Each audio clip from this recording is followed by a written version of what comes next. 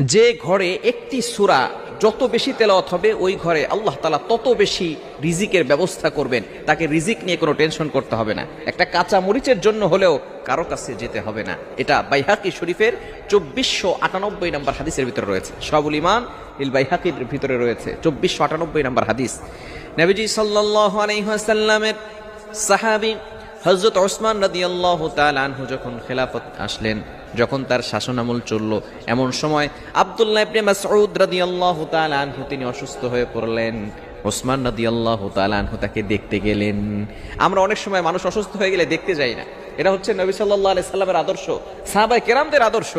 যখনই কোনো মানুষ অসুস্থ হয়ে যেতেন, আপনার সহপাঠী, আপনার প্রতিবেশী অসুস্থ হয়ে গেলে আপনি তাকে দেখতে যান, তার জন্য কিছু হাদিয়া নিয়ে যান। সে হয়তো অসহায় অবস্থা আছে, চিকিৎসা করাতে পারছে না, আপনি তার কাছে যাবেন। এটাই হচ্ছে সবচেয়ে উত্তম পদ্ধতি এবং এটা হচ্ছে সুন্নাহ পদ্ধতি।